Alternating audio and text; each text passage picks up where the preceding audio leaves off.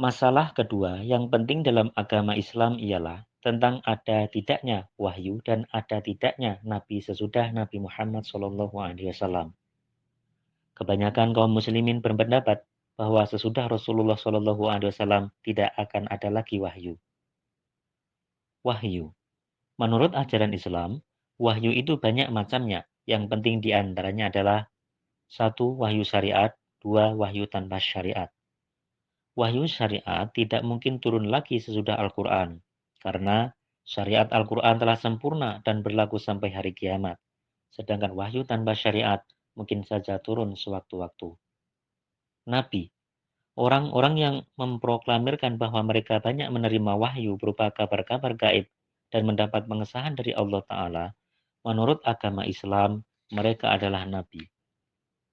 Berikut ini dicantumkan beberapa ayat Al-Quran dan hadis yang menerangkan tentang masih terbukanya pintu kenabian sesudah Nabi Muhammad SAW.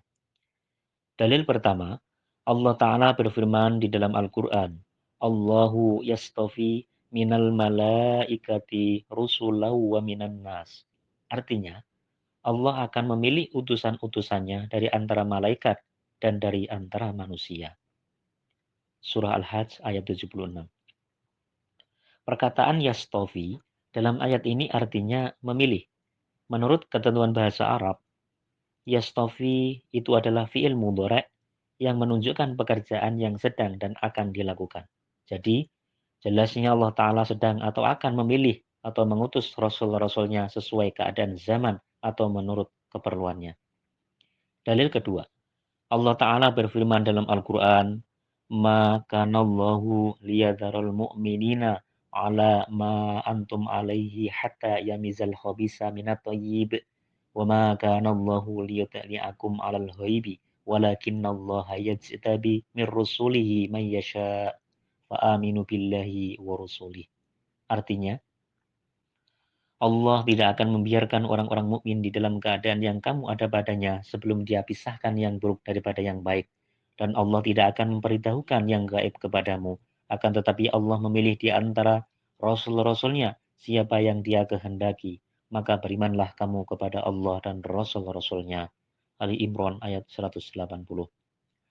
Kata-kata yazaro, yamiza, yutli'a, dan yajtabi dalam bentuk fi'il mudhari' yang menggambarkan penggunaan masa sekarang dan masa yang akan datang.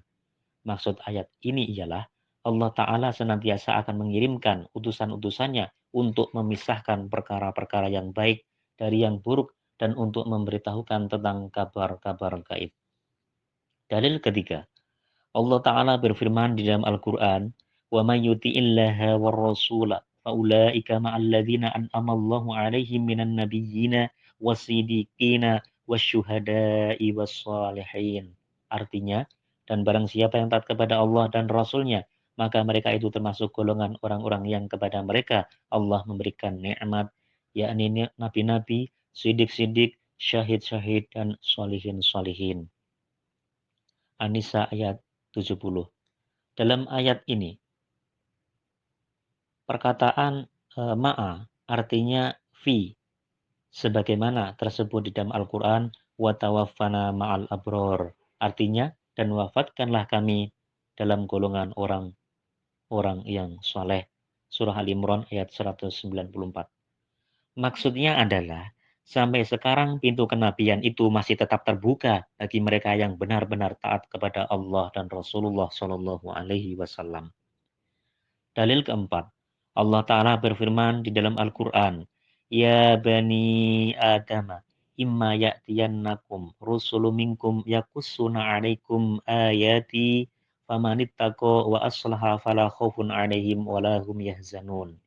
Artinya, hai anak cucu Adam, jika datang kepadamu rasul-rasul dari antaramu yang menerangkan kepadamu ayat-ayatku, maka barang siapa bertakwa dan memperbaiki dirinya, tak akan ada ketakutan menimpa mereka tentang yang akan datang dan tidak tentang yang sudah-sudah. Surah Al-A'raf ayat 36. Dalil kelima, setiap hari kita diperintahkan memanjatkan doa berikut ini. Ihdinas siratal mustaqim, siratal ladzina an'amta alaihim. Artinya, Tuntunlah kami pada jalan yang lurus, jalan orang-orang yang telah Engkau beri nikmat atas mereka. Al-Fatihah ayat 6, 7. Siapakah yang dimaksud dengan orang-orang yang telah diberi nikmat itu?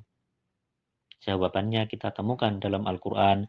Ya qaumi dzkuru ni'matallahi 'alaikum idza ja'ala fikum anbiya'a wa ja'alakum muluka. Artinya, hai kaumku, ingatlah nikmat Allah atasmu ketika Dia menjadikan nabi-nabi di antaramu dan menjadikan kamu raja-raja. Surah Al-Maidah ayat 21. Dalam ayat tersebut, Allah Ta'ala sendiri yang mengajarkan kepada kita supaya kita selalu memanjatkan doa itu kepadanya, supaya kita memperoleh nikmat-nikmat itu. Nikmat-nikmat tersebut diantaranya adalah nikmat kenabian dan kerajaan-kerajaan. Dalil keenam, Allah Ta'ala berfirman dalam Al-Quran, Ya ayyuhar rusulu kulu minat thayyibati wa'malu sholiha. Artinya, hai Rasul-Rasul, makanlah dari makanan baik-baik dan kerjakanlah amal yang baik. Surah Al-Mu'minun ayat 52. Di dalam ayat ini, perkataan ar-rusulu menyatakan bahwa sesudah Rasulullah SAW akan datang rasul-rasul lain yang memakan makanan yang baik-baik dan mengerjakan amal-amal soleh. Dalil ketujuh, Allah Ta'ala berfirman di dalam Al-Quran, وَلَقَدْ ضَلَّ قَبْلَهُمْ أَكْثَرُ الْأَوَّلِينَ وَلَقَدْ أَرْسَلْنَا فِيهِمْ مُنذِرِينَ. Artinya, dan sesungguhnya telah sesat sebelum mereka sebagian besar dari orang-orang dahulu, dan sesungguhnya telah kami utus para pemberi peringatan, rasul-rasul di kalangan mereka. Surah As-Saffat ayat 72 dan 73. Ayat ini menjelaskan, apabila di dunia kesesatan dan kemungkaran telah merajalela, maka Allah Ta'ala akan senantiasa mengirimkan utusan-utusannya. Dalil ke-8. Allah Ta'ala berfirman dalam Al-Quran, وَمَا كُنَّا مُعَذِّبِينَ حَتَّى نَبْعَثَ رَسُولًا. Artinya, dan kami tidak akan menurunkan azab sebelum kami mengutus seorang Rasul. Surah Bani Israel ayat 16.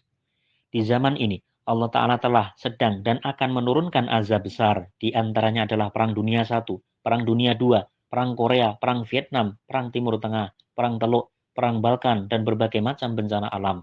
Apakah ini tidak mengandung arti bahwa di zaman ini Allah Ta'ala telah mengutus seorang Rasulnya? Dalil ke-9.